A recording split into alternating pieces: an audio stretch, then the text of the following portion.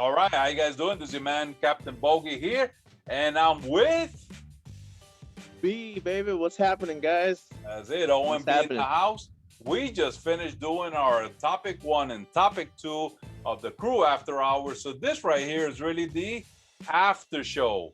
And if you guys can see, you know, sometimes there's only a few survivors that are the survivors, the big gun, the big guys, the men that carry, you know, the future in their hands and their muscles.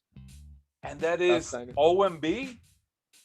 Oh, wow. Who was it that did that? Scott Steiner. There you, oh my God, Scott Steiner. Yeah. That guy, man. Wow. That guy. It's a shame because I've watched a lot of videos on him. It's a shame that he probably, you know, Scott Steiner, and for those who don't know, we're talking about WWE, you know, and we're talking about wrestling, and we're talking about before that WCW for Scott Steiner. That he, I mean, he was huge, but he could have probably been, you know, even bigger. But one of the things that I always kept on hearing about him was his temper. And I think if he would have controlled some of that, I think he might have gone further, because even after WCW, he got onto WWE, and he had some stuff that he had going on with Triple H, some storylines, some great storylines, but he just Scott Steiner seemed to have that he had a temper, and I think, you know, probably, you know his temper got the best of him. Yeah. And that might have, you know, even though he was successful to a certain, you know, certain level, not, you know, not Stone Cold or Rock or Triple H or Undertaker or Cena success, but, you know, he had a good, successful career. Yeah. But man, I mean, he had a body. He had a few moves, I think. And I'll tell you this, you know, when he got on the mic, sometimes even though he talked a little warrior, a little gibberish, a little, not too much, but he would talk good. I mean, hey, listen. I mean, he would talk some good shit. I loved it. He would. Like, the thing with him is his tag team pedigree is what him and his brother Rick, like, were multiple time champions in various promotions. And then when he became a single star, so when he was a tag team specialist with Rick, he was doing the Frankensteiner, and he was doing all these crazy moves that for a big guy like that was like, I remember he would do like a fireman's carry, but he would like jump with them and like he would do like a backflip with them, and like he'll slam them, but then he'll land on his feet. It was crazy. And the Frankensteiner, he would do it to a way to where he would like still land on his knees and get up. Like, it was great. And then when he was a single star, like you said, his mouth, he was very outspoken. He didn't take any crap from no one. Like, he was like, hey, I don't care. And he really did not care.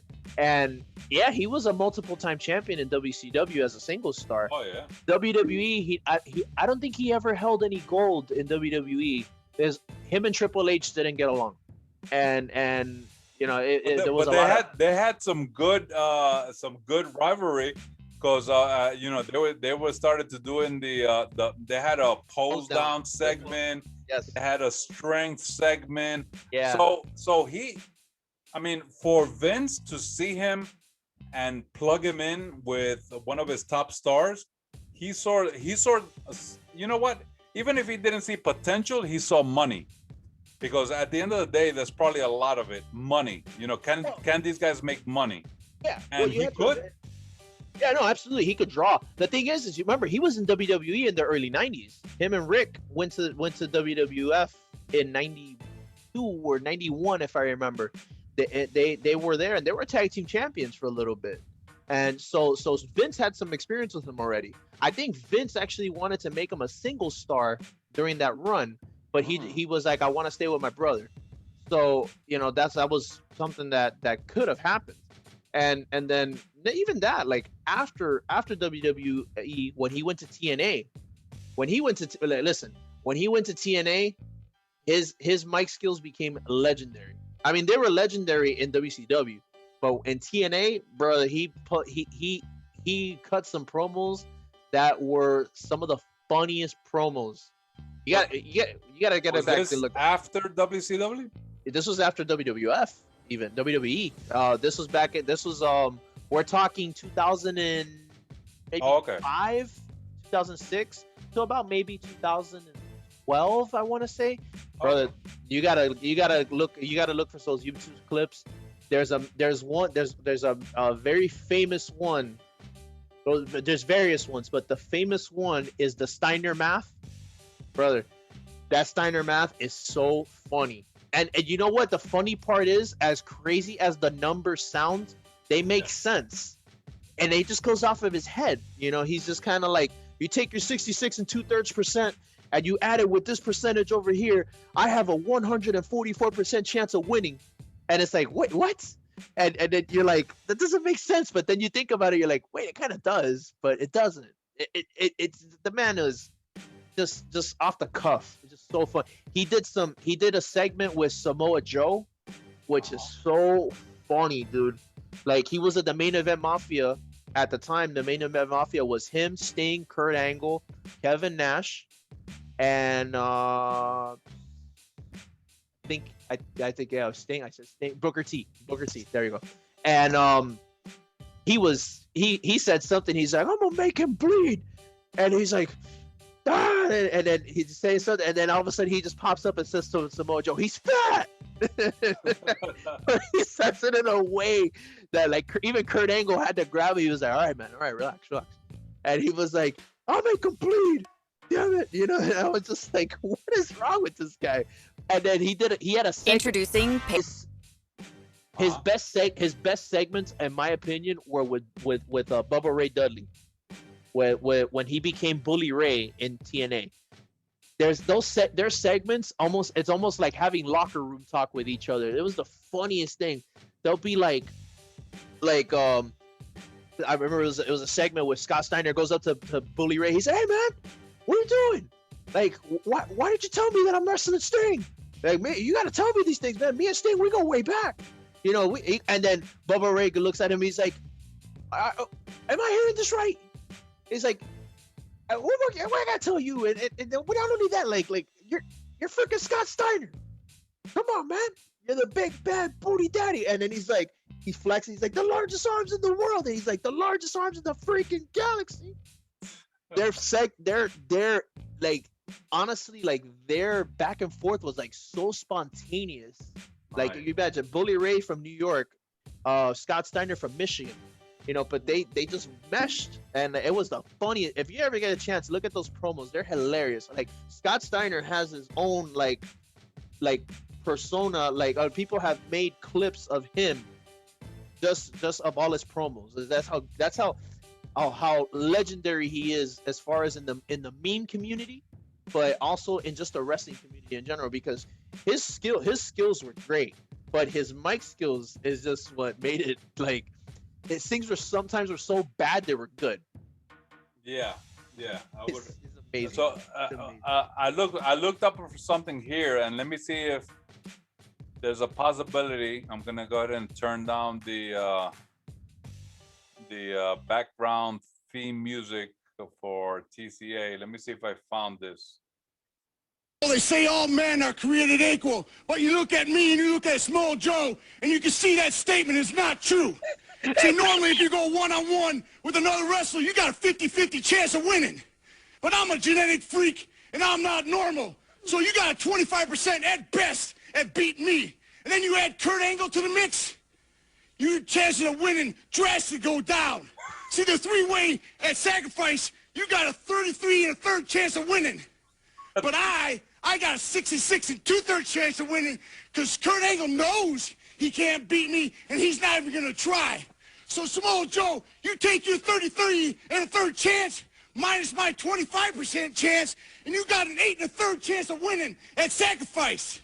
But then you take my 75% chance of winning, if we used to go one-on-one, and then add 66 and 2/3%, I got 141 and 2/3 chance of winning at sacrifice. See, Joe, the numbers don't lie, and they spell disaster for you as sacrifice. See, but I'm going to break it down for all you ladies. Would you rather be with me, or would you rather be with Joe? Well, I think Joe's kind of nice. I mean, you know. What the? See, you're one of those girls that like romance. I'm going to talk to all my freaks out there. Would you rather come home to me, a genetic freak, to be satisfied every night, or go home to that fat-ass Samoa Joe? See, tonight, we're going to win, and I'm going to be the world champion at sacrifice. Come on, Pete. Come on, Pete. I'm telling you, man, that promo is legendary. Wow. That promo is like, and it makes sense in a way. Like, I know the numbers, like, obviously don't, you know, but if you put them together, like, yeah, they kind of make sense. But it, you know, it was just, and I look, I give him credit, man. That came off the cuff. You know, that was off the cuff. So listen, I know he stumbles. You can hear him stumble a time or two, but he always does that. He always does that. Like, he's always been that type to stumble, but he picks up quick. Like, he gets back up really quick, and he says things like there was one in WWE that he did. He was doing a debate against Chris Nowitzki, and he was like, oh, see, throughout my career, I've wrestled a lot of countries. Instead of saying like I wrestled in a lot of countries, no, I've wrestled a lot of countries. and there's a meme that I've seen of him suplexing the state of Louisiana. It is so funny, dude. Because it was around that time that like Katrina hit, like shortly out, like not too long after that. So he's just showing him like suplexing Louisiana, and I know it's a state, but still, like it's so funny, man. He just the things wrote itself with him, man. Wow. There was another segment with him, and it was him and Rick Steiner that were in TNA together again, and it was against the Dudleys, and it was something like you know something, all I gotta worry about with you is all you guys are doing your fat asses, like that. The way he says it, like, God, the way he says it is so funny, dude. Like, he just, I don't know, man. Scott Steiner is a national treasure as far as wrestling goes, bro. He really is. Yeah, and you know what? I mean, you know, again, that can either benefit you or go against you. So let's say somebody like The Rock. I mean, you know, he did it strategically. You know, I mean, he did. You know, his promos. I mean, he kicked a lot of guys' asses in those promos. But there was, you know, and I'm pretty sure that not only the promos, but the behind the scenes of how, you know, he would be and act and, respect the craft, you know, took him a long way. Now, same thing with Scott Steiner. I mean, you know, he had some great stuff that I've seen. But unfortunately, I would think that, you know, if behind the scenes, he would have handled things in a, I don't know, in a more decent way, in a more appropriate way. He might have been pushed a little further. And you got to remember that, you know, WWE, you know, I mean, there was really a more of a single voice that if you know, Vince liked you, you know, and you did what you needed to do, that, you know, you would go a certain direction. But if you were, you know, just being abrasive and contradictory and, you know, not play along, then Vince can make that decision too. You're fucked. So yeah, and that was his issue. That was his issue with WWE. Like in WCW, he was able to hang around a little longer because WCW didn't really have a structure like that. Yeah, they were more open to that kind of shit. Right. So he kind of thrived there because it was like, you know, let's kick WWE's ass at any cost. And, you know, they were just doing all these radical things. And you know what, man? Yo, I would love for, you know, for us to get together and and do an episode and talk about that, the WWE versus WWF, because that was a heck of. I mean, I've seen the DVD quite a few times, man, and it's just amazing, how this happened, how you know WCW just fucking kicked ass for whatever amount of weeks. I think it was 83 weeks. 83 weeks. 83 weeks. I And remember that like yesterday. yeah, and for a wrestling promotion to do that to the big guy was not Deal. happy. I mean, the Big big deal. guy stayed there, stayed there in the 83 weeks, but he was not happy until, It's like playing second fiddle, like yeah. I So, remember I remember living through that. Like I was oh yeah, I was already well flipping, into wrestling. flipping two channels, Monday Night Wars, man. What the fuck, man? That was the time to be a wrestling fan. I mean, I understand it's never going to be duplicated. That shit is never going to be duplicated. But that was I didn't understand it. I was in it, but I didn't know. Wow, this is like a real, history making. No, I was just thinking, wow, this company is doing. Oh shit, let me see what.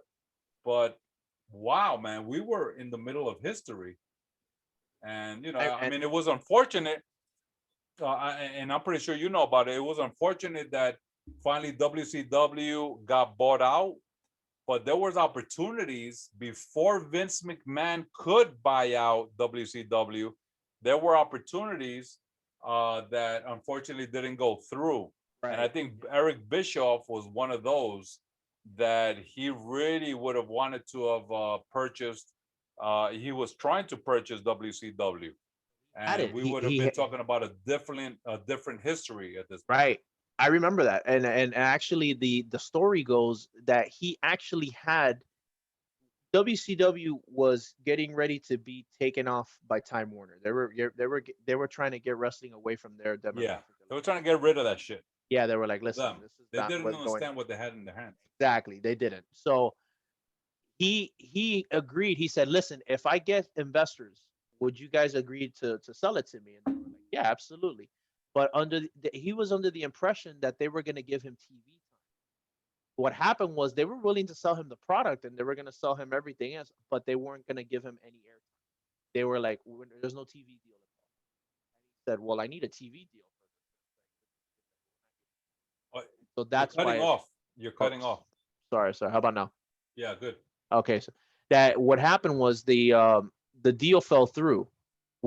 They weren't going to give them any TV time. They weren't going to give them a TV slot. So that's what killed it. It ended up WCW was sold for $3 million. Holy crap! $3 million. Library. Exactly. That Chris Jericho actually is one of the people that popped up. He said, if I'd have known that WCW was being sold for that amount of money at that time, I would have bought it. He goes, I would have bought WCW. I absolutely would have, because to have that library, that archive is legendary, dude. Like, I mean, you got events like, not even NWO forming, not even that, but like, for example, Hulk Hogan coming to WCW for the first time. The first WCW Nitro where Lex Luger shows up. You've got Sting turning Crow for the first time, October 21st, 1996. July 15th of 1996, you went when the NWO first formed, Bash at the Beach. I'm sorry, July 12th, 96. You've got, and I saw that live. I remember watching that live on TV. Let me mention this. For whatever is worth, what could have been. But if you think about it, our reality, and again, I love sliders, because in another universe, probably Chris Jericho would have bought WCW, or Eric Bischoff's deal went through, and he was able to get WCW to produce. But anyway, in our reality, we have what we have. But let me tell you, as a wrestling fan, we actually benefited that Vince McMahon was fucking ruthless. Yeah, yeah. We I mean, benefited because when you get the, when you get WWE, what's it called? Because I had it for a while, but I forgot. The but WWE channel. oh, the WWE, the WWE universe, or the WWE network. Yeah, the network. Yeah, I got over it. If I had the WWE network for quite a few years. It was wonderful to be able to go back and forth, and not only that, but you know what? Now that once Vince had the WCW archive in his hands, he expanded on that, and we were able to see like really good documentaries that included the Monday Night Wars. Now, if he wouldn't have done what he did, the documentaries would be much harder for them to be able to get the copyright. True. To they would probably had Vince probably would have had to pay, let's say it was Chris Jericho. He would have had to pay Chris Jericho for the rights to go ahead and take this footage from WCW to make the documentary. So you know what? At the end of the day, as a fan, we actually benefited by from Vince's, like, he's a fucking monster, man. He's a monster, man. I mean, the formula that he has for being a wrestling god. Absolutely true. You're right. You're right. Eric Bischoff was probably the second closest, I think. Yeah, no, he absolutely was a mastermind, and he was doing. I think here's what I think. If he had not obsessed into trying to take Vince McMahon out, I think if he would have shifted his focus, and he would have just kind of gone and done his own thing, they probably either they would still be around today, or they would probably be another version of themselves. Probably just would have evolved into something else over time. And they probably could have still been going, because WCW was a great product up until but that's hard, that's hard for you to say, because when according to what you're saying, when should he have shifted his view? Because when we're talking about 83 weeks, right? So when when WCW and Eric Bischoff and his decision making started to kick ass, at what point would he have started to go in a different vision? He, whatever was working, and I think most of us, when we have something that's working, you keep on going in that direction. You don't know when maybe you should have made a left. So I think Eric Bischoff saw, week 50, week 100, week 100 and oh, I'm sorry, it was 83 weeks. So let's say week 25, week 50, week 75, it was still going in one direction. So when you have kind of like a, something that's working for you, you kind of keep on going in that direction. And, there was no way, probably Eric Bischoff might have had some red flags, but as he kept on going, week 83, he was still on top. So, when the formula is working, you kind of keep on going with that formula. But he didn't know that week 84 was the beginning of a downfall. So yeah, it would have been nice for him to have foresight, but not everybody has foresight. Oh yeah, it's hard. It's hindsight's 20/20 always. Yeah, but you're right. It's true. Yeah, you run with what works, and you take it to wherever you can. Like between oversaturating the NWO and kind of like not being consistent with storylines, and then in the early 2000s, where they went through like this mega renaissance where they have Vince Russo come over from WWF to WCW. Oh my God. Yeah, that was crazy. And then stripped all the titles from people. It didn't matter who you were. and then basically had the New Blood versus the Millionaires Club kind of deal. So that kind of segregated all that during that time. But WCW is in absolute turmoil during that time, and yeah, it's true. Like you said, it's easy to say it now, but like back then, not seeing that everything was working and the machine was printing money by itself. Working is working. It's working. You keep on going forward. You I mean, I'm pretty sure he was ready for week 84. Oh yeah, no question. And I'm sure he was probably ready for week 184 as well. Like exactly. Yeah. But unfortunately, sometimes reality sets in, and things change. I mean, he probably saw red flags. I mean, I think a lot of the guys saw red flags. I mean, I've seen. I'm pretty sure you've seen. Eric Bischoff has a YouTube show that talks about 84 week, the 83 weeks. Yeah, the 83 weeks podcast. And he actually has a series that talks about the 83 weeks. And I mean, it's been a while. I mean, since I haven't picked back up from it, but I watched it like about, I don't know, like 2 years ago. I went from like I think it was week 1 to maybe like week I don't know, maybe week 40 to 50, and he's breaking down each and every week as things are going on. But yeah, you start seeing the red flags, and if you've seen the documentaries of NWO, the rise and fall, yeah, you start understanding that there was oversaturation of things. Some people were a little too big for their britches, and there were splits in the way the direction should have gone. So, and then yeah, Vince Russo coming in, had when you have somebody new, they got a vision.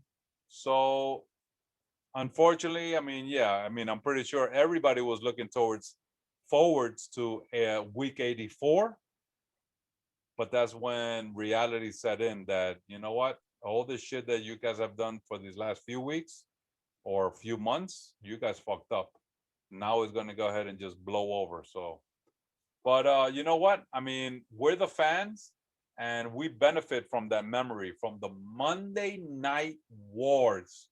What a time to be a wrestling fanatic. I mean, I've heard of people having. I didn't have 2 TVs at that time, but I've heard of fans having 2 TVs going on at the same time. So it was some picture cool stuff. picture in picture. I remember. Oh man, I can't tell you how many times I would hit last channel and just back and forth between the two. It was amazing. Yeah. You hope that you didn't miss any like crazy moments. And then now I relive them. I relive them on YouTube. I find them, and I'd be finding some obscure segments that I remember, and I'm like, wow, they have these. Like all the Sting encounters with the NWO and all that, like, and they're untouched. They're not edited like the WWE Network with certain music and all that. No, it's amazing. I'm like, man, that was a good time. I mean, I have been watching wrestling since 1989 at that point, but wow. Yeah, but that era was the most exciting era. Like, for me, like the turning point was when Shawn Michaels won the WWF title in 1996 in WrestleMania, and then from there, little by little, it just became, then on the WCW side, you had the NWO starting to form. Then you had, all these other great stars that started to like come together around that time. People migrating from WCW over to WWF. And then from there, it just kind of like, it was a great time. I remember it like yesterday, and yeah, those are memories that'll last forever. For sure, man. Oh man. All right. Well, great memories there, man. Yeah, man, absolutely. I'm glad we chatted. Actually, I was waiting for this. I got something here for you, so hopefully you can hear it. Here we go. Yeah, unjustifiably in a position that I'd rather not be in. But the cream rise to the top. Oh yeah, Macho Madness, has got more to offer than President Jack Tunney thinks that I got. Yeah, and I'm gonna tell you something right now. That's it. I love that, man. The crop. That's the man. Macho. Ooh, yeah. You know what was what you know what you know, and I've seen a few videos about Macho Man and people talking about him, and it's even Hulk Hogan, that the energy, the voice, the the way he would speak. All right, wow, we've been talking about 30 minutes. Wow. Actually was actually Macho Man all the time. So what we see here, this is the person also behind the scenes of that character. That even like some insecurities with Yeah, he Elizabeth. was. Yeah, he was very. It wasn't only like storyline, but it was also behind the scenes. He was very protective of Elizabeth, and of course, it's understood. Being around so many men, but it was like a bit past that. Being Yeah, it was unreasonable. It was yeah, unreasonable. being protective. So, but yeah, the energy, like that energy and that voice and the raspiness. I mean, that was him. That was him. Not even trying. That was Macho Man behind the scenes or in front of the camera. So that was pretty interesting. And you know what, man, I really appreciate YouTube. I remember YouTube in its inception, or at least Remember when I too. first started hearing about it, and Right. it was like, oh yeah, watch, oh wow, look, I'm watching this video, I'm watching that video, but it caught on, and it's definitely probably it's probably the biggest. I mean, the biggest place where you can go and typing whatever keyword, whatever search you're There. looking for, and you will find something. And if you can't find something there as a video, you're probably not going to find it anywhere Okay, else. fine. I'm telling you, it's the biggest archive of videos everywhere now. Like it's just amazing. And to think where it started, to think, and look where it's at now. Yeah, it's Wow. crazy, man. So all right, man. Well, look at that. It's 12:25 a.m. So we are here talking on Sunday. We started on Saturday, and we are about to finish our conversation here on a Sunday. So Wow. listen, man, I really appreciate your enthusiasm, Huh? sticking around, and sharing. I mean, hey, listen, I, I I think we definitely have a great crew, with great experiences. So but I appreciate yours, and here we are. I think we were talking about probably wrestling, probably 90% of the time that we started talking about in this Yeah, no kidding. after show. So this is the after show, guys. This is not even a topic. So we just give you like a freebie. This is gratis freebie. Little bit of wrestling. And if you don't know much about what was going on, and Monday Night Wars is like the first time you ever hear this terminology, shit, you need to catch up. You need to look. You need to do some research. Check out some YouTube, man. YouTube will start you off. Matter of And then fact, maybe you might want to get the WWE network to kind of further look into that. maybe Now, not even. Yeah. I believe I have the DVD of the Monday Night Wars and Oh, NWO. So hey. yeah, so I got I've seen that a few times, and I'll probably watch it again sometime soon, because yeah, it's definitely a great story of kind of like the rise and fall Yeah. of WCW. Yeah. Keep those DVDs because they've become pretty valuable. Oh yeah. Yeah, they're pretty. They've gone up. They're hard to find now, and they're valuable. Oh So wow. yeah, I would say they're probably in the hundreds of dollars right now. So Why? yeah, Wow. yeah. Matter of fact, I'm almost certain. I'll tell you that right now. Okay. Yeah, they Well, went up in price considerably. well, I'm gonna share with you here a dream that I have, and I'll probably mention this later on a few other times, but I'm in my future. I mean, no time soon, but in my future, I want to have a Bogey's man cave, so a bogey cave, and I'm talking about having the things that I grew up with, my favorites, My bad. having it on a huge screen, a setup in the Bogy cave. So that would definitely be one of those, and we're talking about retirement time. Having those type of things that that I'm gonna want to watch again. And yeah, that's definitely one that I would love to pop into. I mean, I don't know if they have the Blu-ray, but I got the DVD set, and I would would be love to watching it on my, I don't know. I'm just gonna throw out there in the universe my 75-inch, you know, Bogy man cave screen, and watch it again in the future, and just enjoy that. Knowing that decades ago, shit, at that time it would probably be like 3 or 4 decades when that actually happened. I would say, yeah, well, Nostalgia. it's been 3 decades now, if you think about it. I mean, Yeah. but you're Well, from the well, it 2000s, was it, 2010. Well, yeah, I get what you're it was saying though. bought out in like 2000 or 2001, right? Wasn't Vince bought out WCW? 2001, March 26, 2001. 2001. Okay. So yeah, actually, you know what? 20 years ago, pretty much 20 years ago. How much time has passed by, man? Jesus. Yeah, man.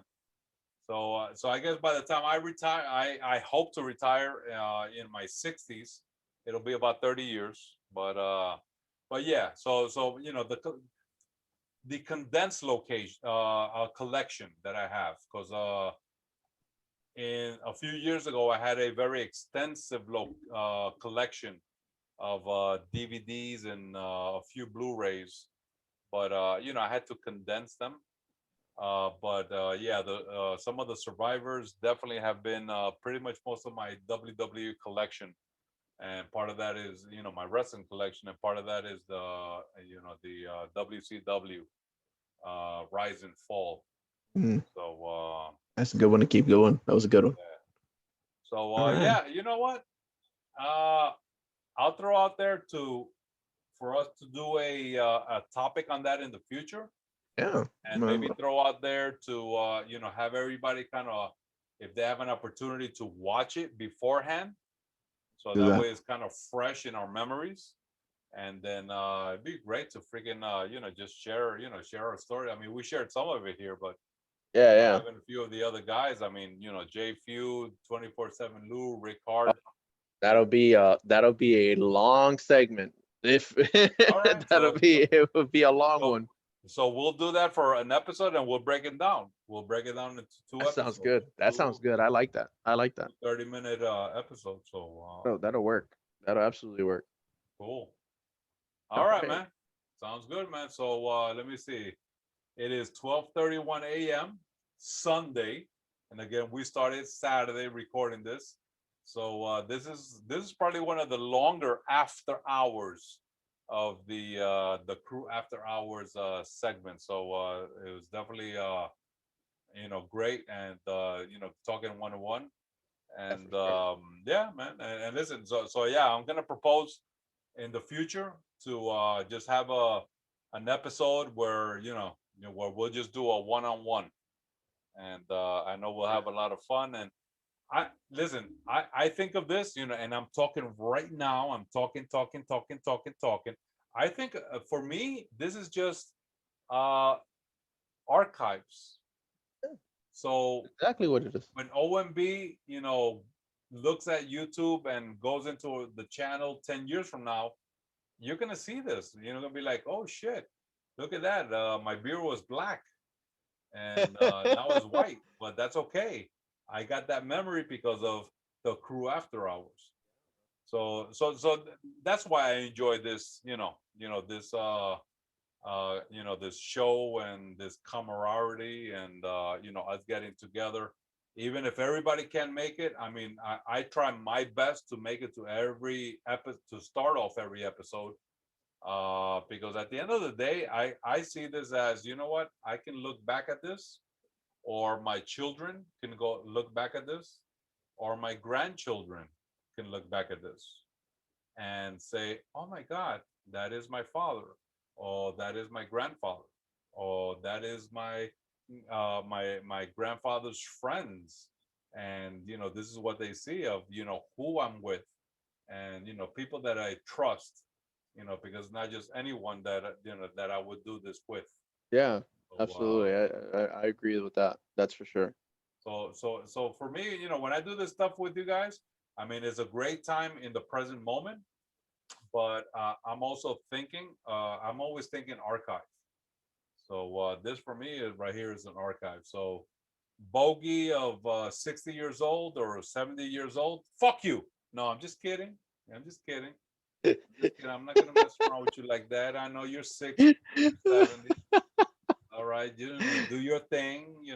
Walk around. Walk a little faster. I mean, but yeah, this is nice to have, and Definitely is, man. and for That's a for lot of sure. my family and friends that probably know me more intimately. I mean, a lot of you guys know that I enjoy taking pictures and videos of whatever encounters, with whatever get-togethers we have and things like that. So that's another aspect of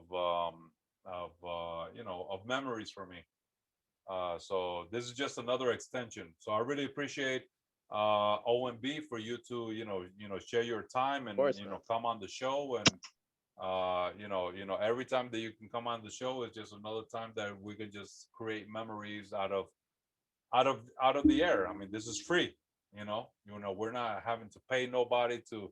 Oh my God, we got to do this production. We got to get that editor. Yeah. We got to get that director. We got to get that next actor. I mean, this is us, man. This is our world, man. That's So that's the beauty of it. Yeah. It's on our time. So exactly. the beautiful of it. All right.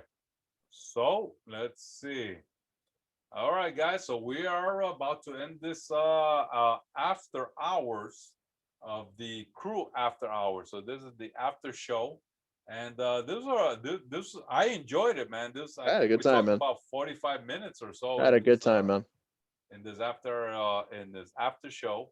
We always seem to get a lot out when we talk.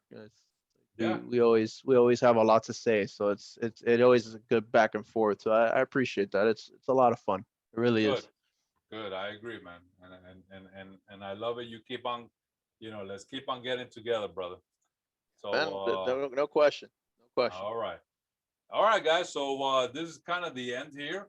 So thank you so much for watching here. Season 2, episode number 17 of the CREW After Hours. Yeah, baby. WWE, WCW in your face.